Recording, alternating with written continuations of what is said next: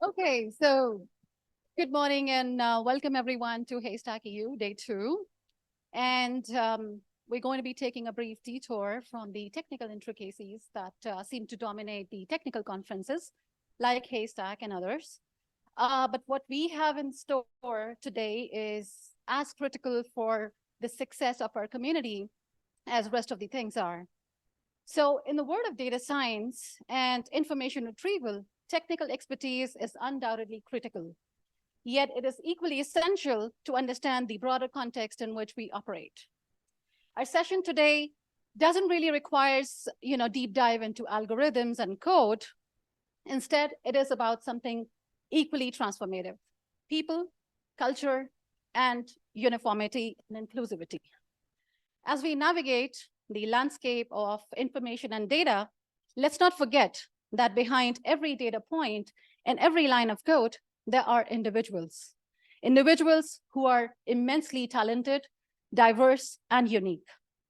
Today, we'll explore the human side of our field, focusing on Women of Search Group's journey to highlight the challenges and celebrate the successes in our community.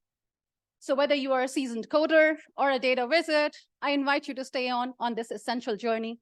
And we promise that the insights would be inspiring, and it would also bring in a fresh perspective that can enrich the technical expertise we all hold dear. Because after all, our field doesn't thrive on algorithms only, it thrives on people that shape it. So let's delve into the heart of our session and discover together how we can make our industry more inclusive, equitable, and ultimately even more inclusive. So I'll begin with a small introduction from me. So I started in the field of information retrieval in year 2008. I have 2 master degrees, as we can see on the screen: computer application and strategic business management. I am open source committer. Absolutely love open source, and I love contributing on vector semantic search, language analysis, and various information retrieval projects. Personally, I'm mother of 2 boys. Moving on about the introduction about the group that we're talking about. So if you are attending the session for the first time, or attending Haystack EU for the first time, or Haystack US, you've not attended that before, you would probably ask me, like, why Women of Search? Why do we need to talk about this? And I've said that before, that look around, how many women speakers did you see since yesterday? None, right? That's why we need to have this group. That's why we need to have this visibility. So the group started in March 2021, and it's the community that is dedicated to empower women, to form groups and to form, like an association that we can help each other, we can empower each other, and we can celebrate, our contributions and obviously network. So also we wanted to provide a platform in which we could network, we can provide mentorship, and also knowledge sharing among the women professionals. And with information retrieval space taking this whole paradigm shift, it's even more essential at the community level and also at the women grouping level as well, that we need to come together to showcase, celebrate, might as well brag about the achievements of women. And if you're still wondering, like, why should you join the group? I mean, practice your public speaking skills, groom your soft skills. That is more than enough a reason to join this group. So yes, that's the picture we took in last Haystack EU. And that's like some more updates of all the events that we've attended across the globe in last 1 year. Pictures from Berlin Buzzwords, picture from Haystack US, Haystack on Tour, and the last Haystack US as well. So we meet every month on the first Wednesday at 9 a.m. PST. Sorry, my morning brain, I'm not able to convert this into the EST, maybe 6 p.m. And we discuss about a lot of interesting topics, and we discuss about, all this paradigm shift which is happening. And at this point in time, when so much of, is changing, and so many models and so many different ways of addressing different problems are coming up, we absolutely need these discussions to happen. So if you join one of our groups, so that's the picture I took from Twitter. Sometimes it's really helpful. I tweeted this picture some time ago. Obviously, there are much more women. But yeah, that's like probably from the first screen. But we come together to share very useful resources. There's sometimes, people are using some different models. And I think the kind of aspect that Renee spoke about in his keystone yesterday, that as a community, if we address this problem, it's going to be not that big problem, of course. So that's the same fundamental we're using in our group as well. And we share all the useful resources and experiences and different use cases, or somebody has an idea about how about, maybe we address this problem like this, or we use this model. Have you experienced something like this with this use case? So obviously it's like very, very, I would say, informative and very intuitive discussions that we have. So come join us. And this is not limited to women. I mean, you as males can also join to see how bright we are. So again, people who were not here last year, we conducted a short survey where there were about 32 respondents, not so many because people were really, skeptical about if it would be anonymous. But what we came across is much more powerful and depressing, yes, because out of the respondents, only 12% said that they felt valued in their organizations or in their teams. I mean, shocking results like 28% claim that they don't have equal compensation as the males. 32% said that they have unequal growth opportunities. And 16%, I mean, feedback people, that's like super essential for anyone to grow in their professional field. Only 16% said that they had access to feedback without a personal connection with a feedback giver. I mean, we need to change all of that. And actually, after this short survey, a lot of people came up to me backstage, said that, this is not really the case. In our team, we really value contributions from women and everyone else. And I was like, okay, so looks like we would have to do something opposite this year. So we're done, highlighting problems. So we thought it would be a good idea to launch a case study where we would give opportunity to the male members or female team members of the females and collect some statistical data on the gender diversity. Yes, the screenshot is a little old because that's when the slides were prepared. And we would talk about distinct skills and the contribution made by women in different organizations and different teams. The overall idea was that we would collect the impact on the leadership and decision-making from women, problem solving and creativity of women. We would talk about how they fit into the team, about collaboration and teamwork, about their emotional intelligence, and overall business impact of having females in your team. So I think the major idea was that we wanted to share some more insights about how do we overcome this biases, that we have about that women are less and maybe men are more in some way. But the idea was that we would talk about some strategies that people have implemented in their team.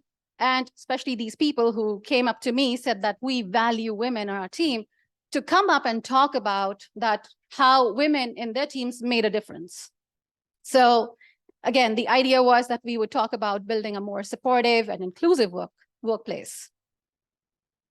So as expected, we wanted to collect more, meaningful data to build a solid foundation. We wanted companies to come forward so that people can lead with an example that, this happened in this team, this organization does this for more kind of promoting women in their teams. As I said, we were done highlighting the problem. I wanted, and everyone wanted to get into the solution mode so that we focus more on solution. We're done focusing on problems.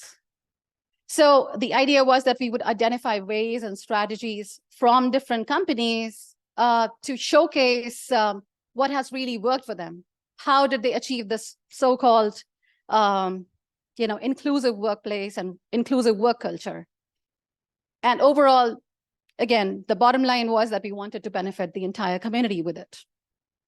So any guesses about what might have actually happened? No one? So the reality was that we were still stuck with anonymous rants. I was not reached out by any other company. And it was very depressing that I was being told about the negative and depressing incidents, which I was done hearing. I realized that our minds were still blocked with the problems. There are some people who said that I hired 6 women after your talk last year. And then I reached out to this person again, and they said, Duh, we fired all of them because we were running short on the budget, which is, again, depressing. So I came across all the ways and strategies actually that have not worked. And you won't believe it, the last one is like really, really shocking, that some of the companies where I saw that a lot of women speakers came from, I reached out to them. They were stuck in branding this case study. They were like, can we put our banner on this? And some other consulting company said that, this would be, the contribution in this case study would be part of the billable hours that we have to put otherwise on a client work. That means money for us. Would you be paying us to contribute on this case study? Yes, people, it's shocking. But obviously, this was not the end of it, because what I met, or who I met, were the trailblazers of inclusivity during this round. Our pillar of support, special thanks to Prefix Box, because they have been our guiding light. They have provided invaluable support in inception, supporting and shaping this case study in the form it turned out. And I can proudly say that they're pioneers in valuing their resources irrespective of gender, because I've personally spoken to many of the women and males in their company. I would say that they have very inspiring journey towards inclusive business success, and which is why it makes sense for them to talk about it themselves. So welcome on stage, Istvan and Paige, to come up and take the show.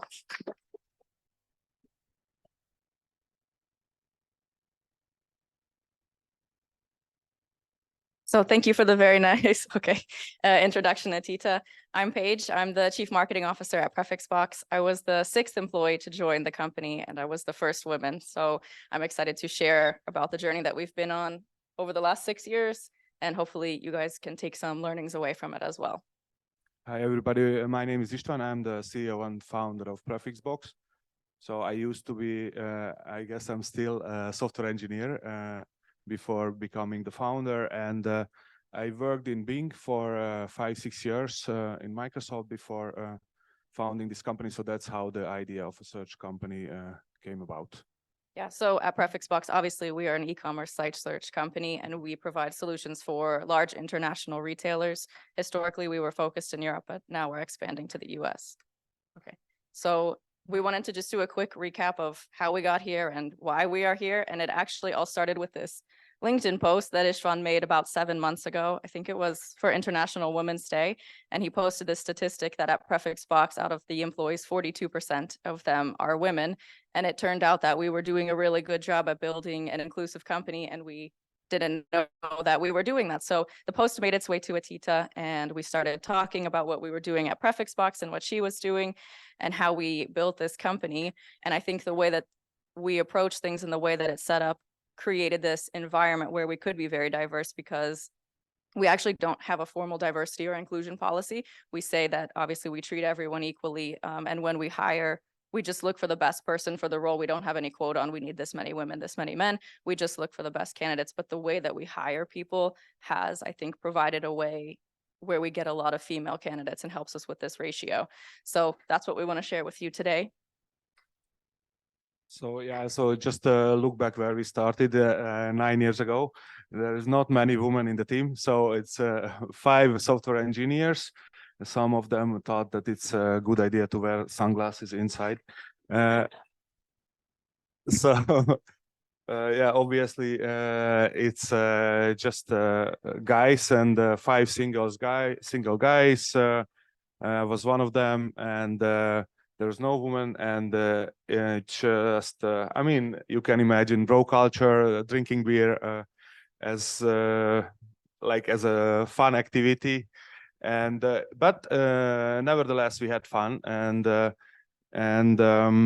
the importance for us was when hiring more people to the team, it's not just that we wanted to hire good developers, but we wanted to have people in the team that we also like to hang out with. So then fast forward a couple of years and the team is bigger, but there's still only one girl, and that is me. So when we were preparing for this presentation, we were trying to think, when I joined Prefix Box, what changed, or what did they have to change? And we couldn't really come up with anything. I think more or less they were still acting the same with the same jokes. We were still having the team building at the local pub. They were drinking until very late. I would leave at 9 or something. But we did remember in the very beginning, Istvan used to ask me this question all the time, and he would say, oh, because obviously I'm American, I guess you can tell from my accent, and the company's headquartered in Budapest, so we forgot to say that. But he would ask, what's the difference between working with Hungarians and working with Americans, or what's the difference in the culture? And I would always say, I don't feel that there's any difference. We're just people who are working hard. We're trying to build this company. We want it to be successful. That's all that there is. And I never felt uncomfortable with them or how they were acting. Sometimes we had to have discussions like, okay, we shouldn't say this at the office anymore, but we always talked through it, and that was okay. But the only, I think, major thing that changed when I joined is that everyone made a big effort to speak in English, because before me, they were all speaking in Hungarian because that's the local language and they could all understand that.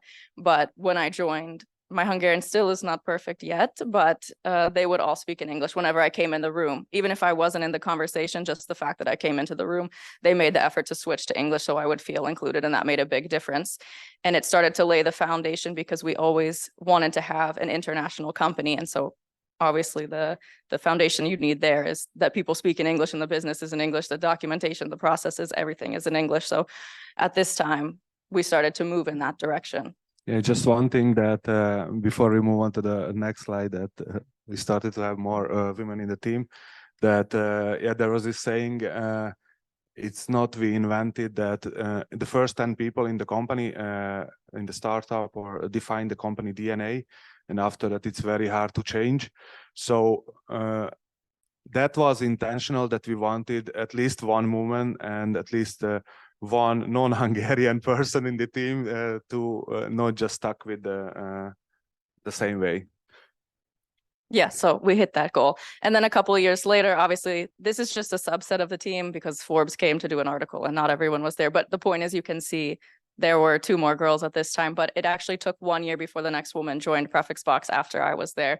But I guess that was good. You guys had some time to get used to it before we joined, more women joined, because at this point, actually, we started to change more things. The jokes got phased out, some of the behavior got phased out, and our team buildings became more structured and less about the pub. We introduced things like an annual picnic, company birthday party, company Christmas party, and we started to grow that way.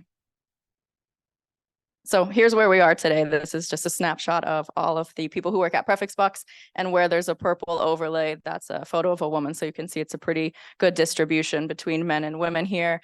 And one of the things that also changed is that in the beginning, Istvan mentioned everyone was single. Now we have multiple colleagues that are married, they have kids, they have families. So that's something that also got introduced to PrefixBox later on. And just one more note on this one.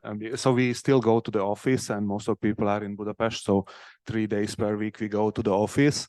And Monday and Friday, most people don't come, but it's actually a fun thing to go to the office on Tuesday because most of the people are there.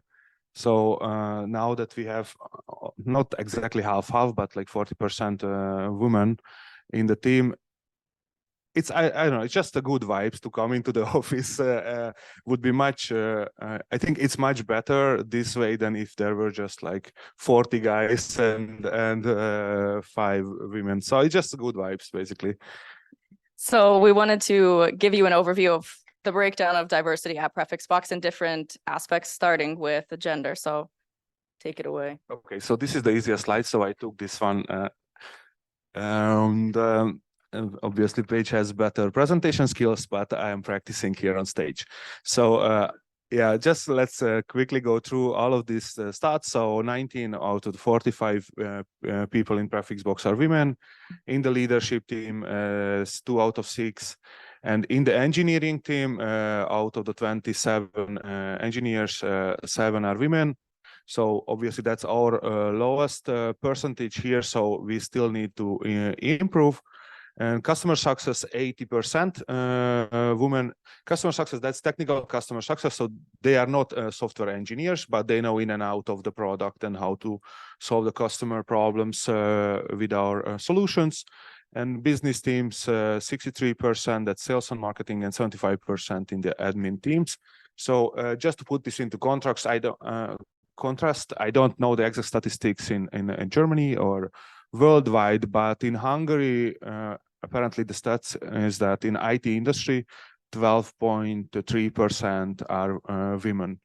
So we're doing pretty good as compared to that one.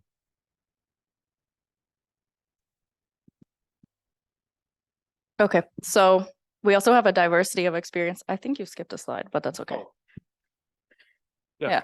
Okay. Right. Some more stats. So we just broke down in a different view, like these are all the women, that's the 100%, and just where they are in the organization. So if you see 33% dev, 9% QA, and CSM is customer success. So customer success is half technical. So it's like half of the women in the company in PrefixBox are in technical or close to product roles. Okay, so back to the slide you saw. Once we started looking into PrefixBox's diversity, because we didn't have any information on this or statistics when Atita and we agreed that we were going to do this, we said, okay, let's do a quick analysis of PrefixBox to see what we can share. But we found actually we have a lot of diversity. So out of the 45 employees of PrefixBox, for 20 people, this is their first job in technology. And that doesn't mean that it's their first technical role, like as a developer, but their first job at a tech company. And out of those 20, half of them are women. But then we also looked out of all of the women, this is for more than half of them, their first job in technology. So for 53% of the women at PrefixBox, this is their first job at a tech company. And we think this is interesting because from this, you can see that a lot of women don't start their career in technology. So if you have a policy where you're only hiring mid-level or senior engineers, you're automatically limiting the pool of women that you're going to choose from. So we look also for junior candidates and provide a way for them to grow into their role and mentor them so they can develop skills. And by hiring in this way, there's a lot more women that we can interview. And out of the people that we choose to be the best in the role, there's a lot of women who are represented here. You may go.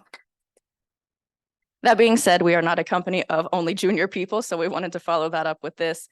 You can see, though, that 18 people at PrefixBox, they have less than 2 years of experience at a tech company. 13 have between 3 and 5 years, and 14 have more than 6 years of experience. But this is a pretty good also proportion between the 3 buckets, because then we have seniors who can help the juniors, all the mid-levels also can. So it's a good distribution of people here.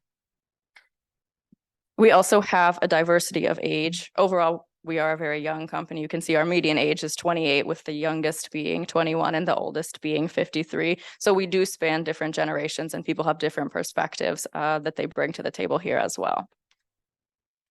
And here we have a big diversity of nationality. So as Istvan mentioned, the company is headquartered in Budapest, and we are not a remote company. We were never built to be a remote company, but in COVID, we went hybrid.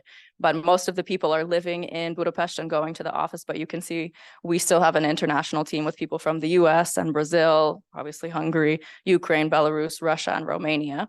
And then you can see at the bottom all of the languages the people at PrefixBox speak, which is even more than the places that we're from.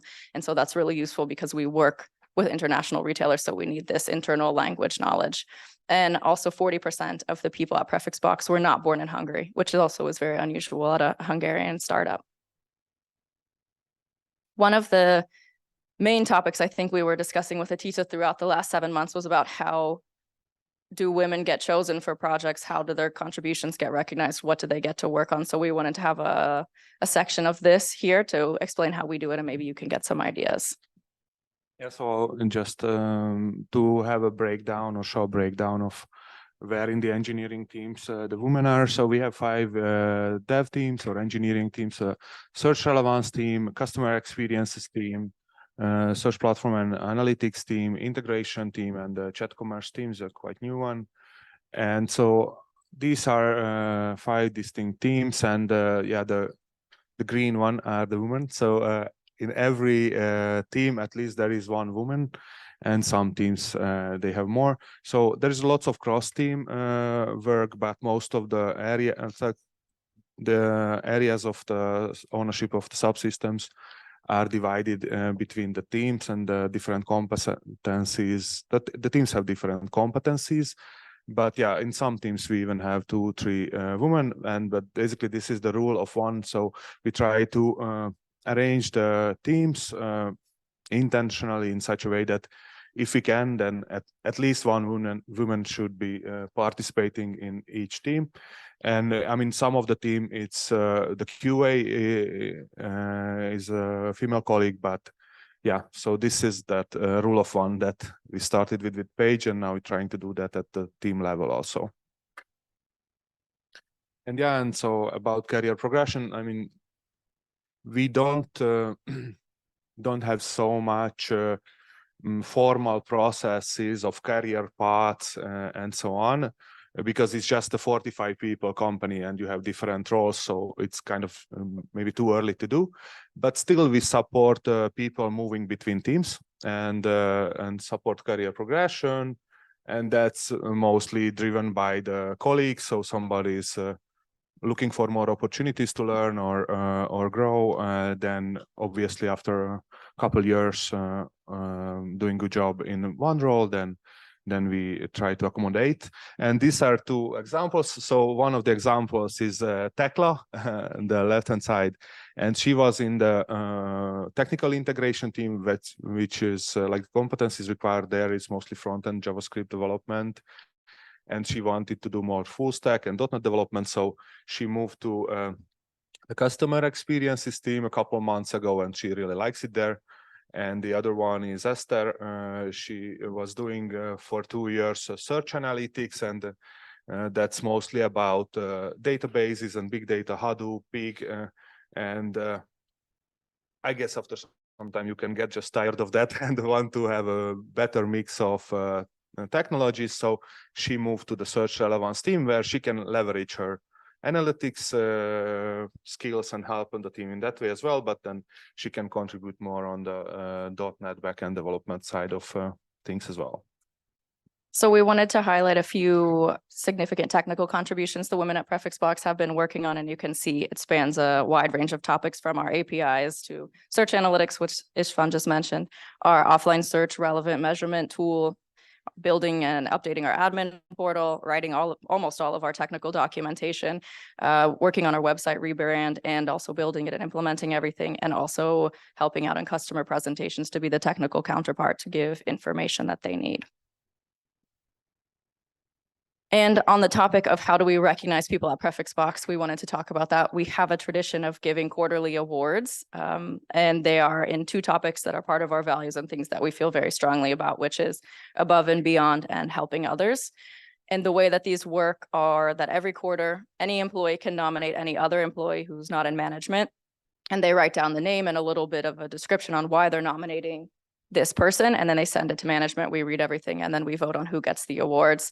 So this is a great way also for colleagues to recognize each other and to start building that habit.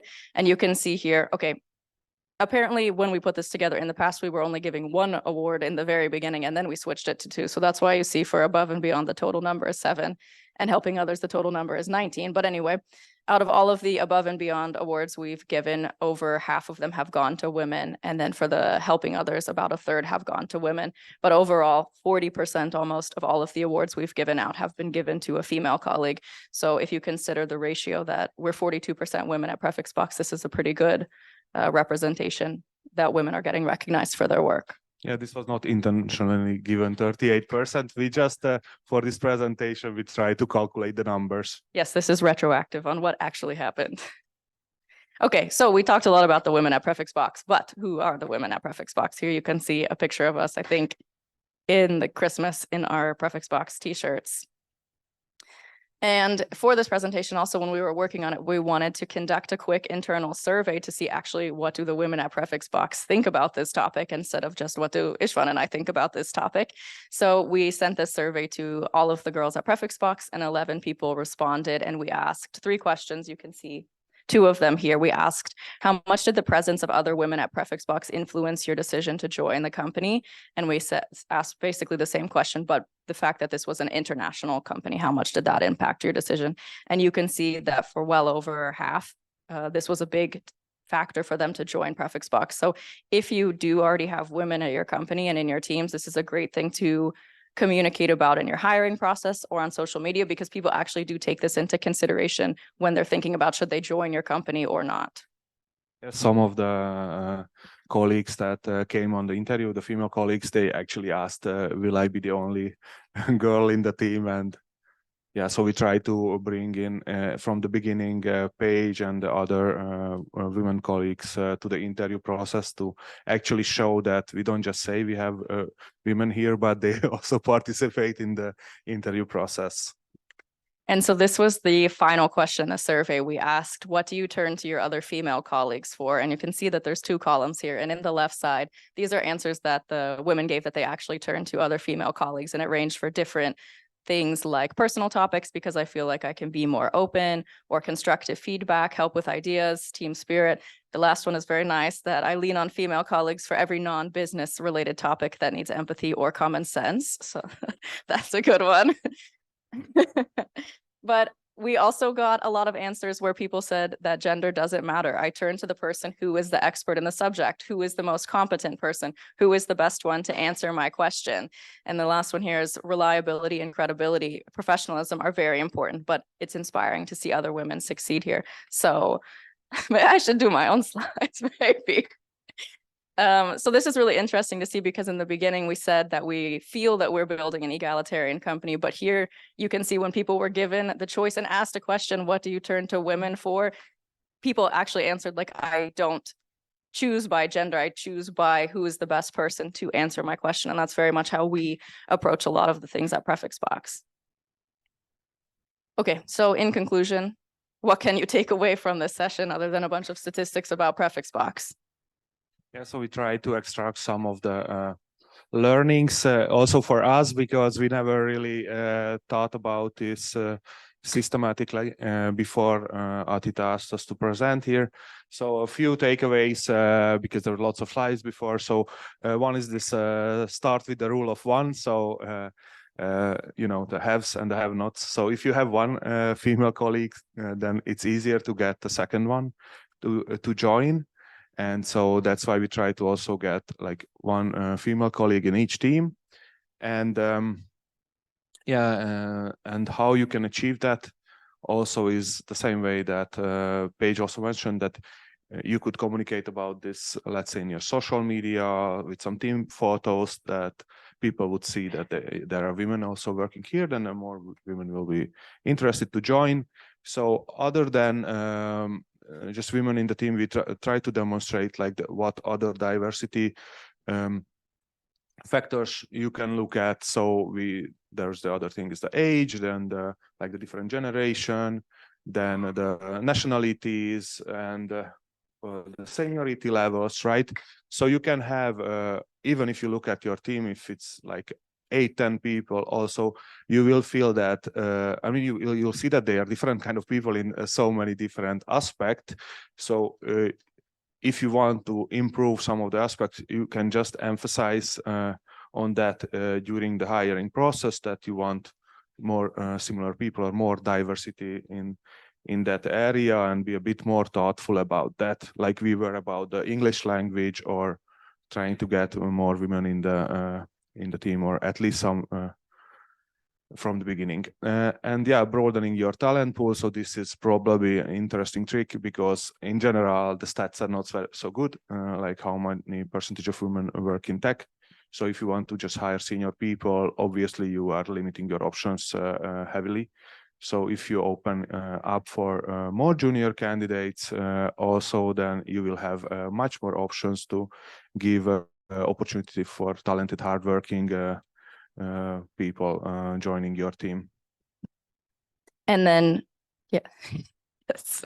Takeaways for employees. So not everyone is in the decision where, or in the position where you can make those decisions, but everyone can do something. So what can you do is be direct and upfront. Obviously, we painted a very rosy picture. We have had conflicts and uncomfortable situations also at Prefix Box, but whenever that happens, we approach them with the assumption that the other person doesn't intentionally mean to make us feel uncomfortable. So you look for the best in them and be open and speak up. And if you don't like something or you feel offended, then say it and give the person an opportunity to change, because most likely they're not doing it intentionally. Also recognize your colleagues' achievements, either within the team or at a broader level, and offer help and support to junior colleagues or mid-level colleagues who are just starting out, so they can grow and advance in their career as well. And with that, we will give it back to Atita to close up the session.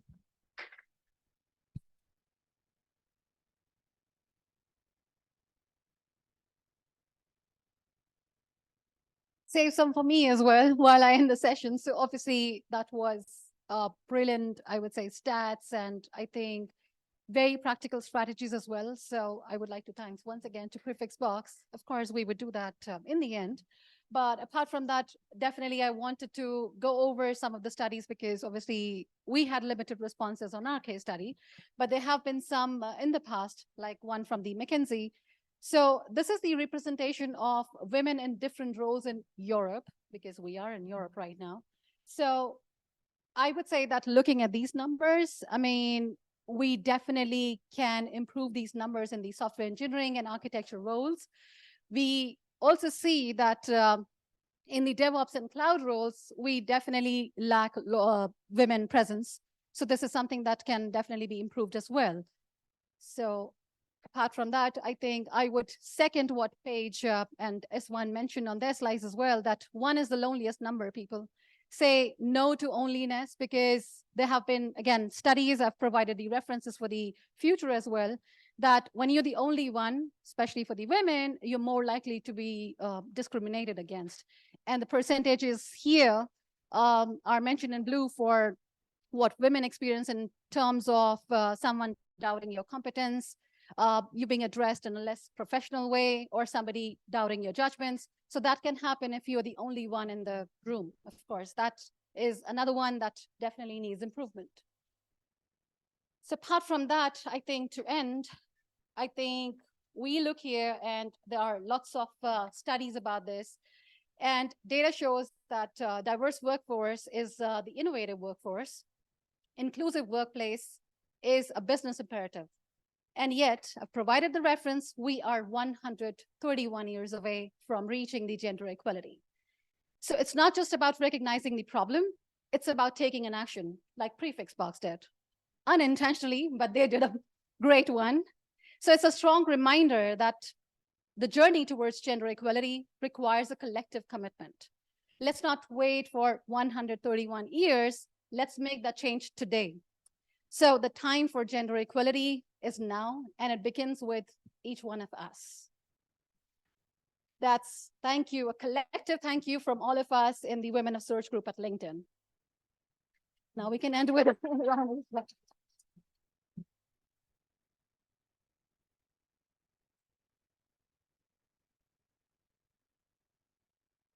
Okay, thank you, Atita. Thank you, Istvan and Paige.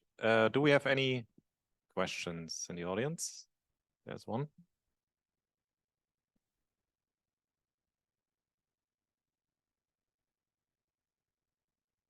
Thank you very much. That was a really insightful talk. The question I have is, when you are trying to hire a new candidate, I think this example is most relevant for hiring like a developer or something like that. Does it ever happen that you are keeping in the back of your mind that you would like to have a diverse pool of candidates to pull from, but that you just don't get a diverse pool of candidates? That, for example, 10 people apply and they're all Hungarian and all men. How often does a situation like that happen? For engineering roles, it's pretty frequent, right? But I think one difference is about the seniority or junior, like with the age of experience, that most of the roles we don't specify the age of experience. So, and you get surprised that sometimes a junior candidate with not so much experience outperforms a more senior person on the interview. So that's why we never really specify the years of experience, or it's a wide range, and there you get a bigger mix or better mix. But obviously you get more men candidates. Okay, thank you.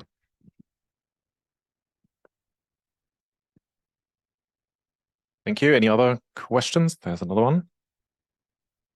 Thank you for the presentation.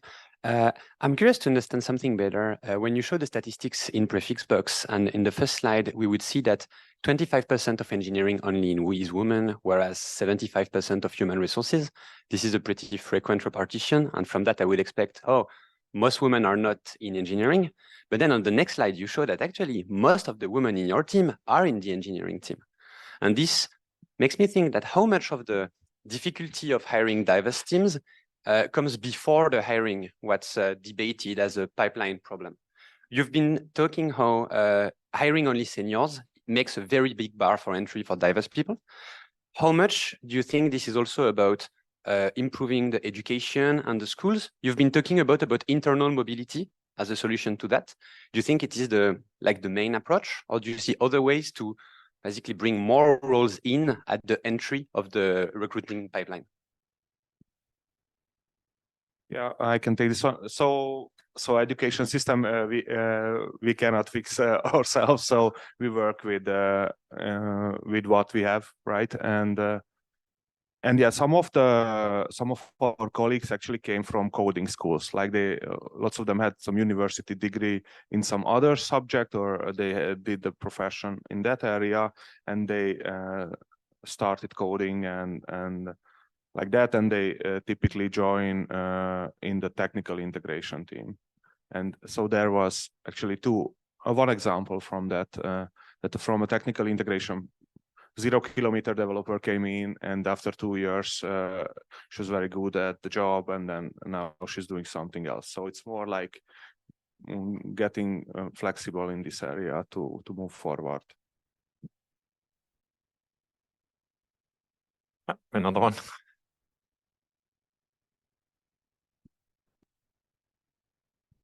Yeah, thank you very much for sharing the states. One problem that across globe, across industries, is the women are especially underpaid. So are you making sure that they are also equally paid compared to male candidates, colleagues? In the quick answer is yes, but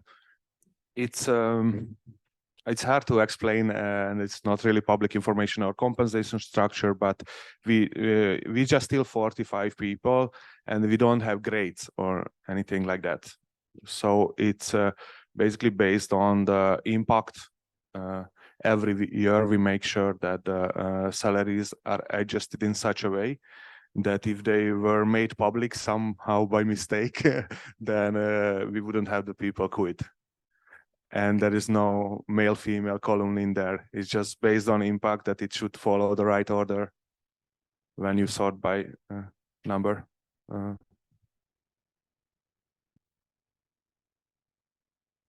Okay, we would have time for another one. Yeah. Yeah, thank you for the talk. I was curious, like, how do you establish the culture in the team? Like, I think you mentioned at the beginning that, like, when you joined, you kind of the team went to the pub, like to to celebrate like some team success till 1 a.m. and so on. Like, I mean, how does it work? Like, HR helps with that. Like, I don't know. Like, can you? I guess explain? one thing, is this on? One thing we didn't mention was that we didn't have an HR department until 1.5 years, 2 years ago. So we were very late to get an HR department also. The culture changed gradually. I think that's what Istvan was mentioning, that the first 10 people who join form the company's DNA, and every person who joins the company brings something different to the culture and something different to the company. Our CTO, actually, when he interviews, he asks this question. Okay, now if you interview and you get this question, sorry, but if you join PrefixBox, what do you bring to the company? Because, for example, he really likes go-karting. So for his team, then he organizes team events about go-karting because that's something that he really likes to do, and he can bring that in. But the culture, it didn't obviously change overnight, but it's very gradual and through a lot of conversations. We would try something, and if something didn't work out, then you have to be open, because there were many times we talked about like, okay, we shouldn't do this again because of whatever happened. And so to be able to be in a relationship with the other people you work with, where you can be open and say like, this was good, this was not good, next time let's do this.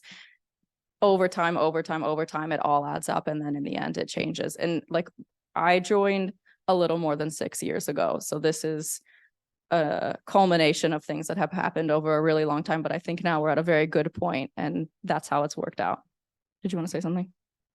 Yes, yeah, it's a very good question. So there can be multiple ways when something is not very good or creates lots of conflicts you can address. I mean, one way is that, let's say you have a big group of people and one person, there is not written rules, right? And one person, I mean, it's not really breaking the rules, but some people get irritated with it because there's no written rules. Then the first instinct that comes in mind that we would write this down into the company policy, which is already 8-page long, and who is going to read that, right? And typically, like then,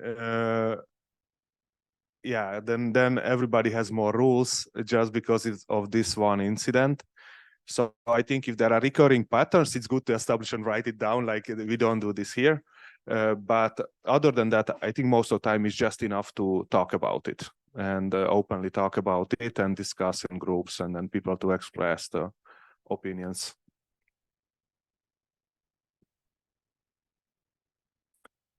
Okay, Johnny has a question. I'm going to do that more of a comment than a question thing. I'm really sorry, but this is on kind of behalf of the organizers of Haystack. So, and this is really to the audience. So, as Atita mentioned at the beginning, we had no female speakers yesterday. I think we have some today, but it's a massive challenge for us as a small conference to get any kind of gender balance because we don't get the submissions. So, maybe for all of you to go back to your companies and those of you online who are listening as well, for the next Haystack, think about who's going to submit a talk. Maybe if you're male, identify as male, and you're all ready to submit a talk, maybe one of your female colleagues could do the talk instead. Maybe you could support them to do so. Maybe you could do a joint presentation if they don't want to do it on their own. But we have to get those submissions in so we can address this. And it's a massive challenge. Somebody came to me and said, "Why don't you have any women speaking?" Because nobody submitted a paper. We are a very small section of an IT community, and we know this is a problem across the whole sector. But I think we can, and as our previous box have ably demonstrated, we can set an example. So let's hope the next conference we go to, we have more of a balance. Can I say one last thing on top of that? I have to admit, I arrived a bit late yesterday because my flight came in the morning, but this was the first talk. Also, I saw a woman ask a question out of all where I was here yesterday and today. So that's also interesting. But I could be wrong, but I just noticed that. Okay, thank you very much again for Atita, Paige, and Istvan.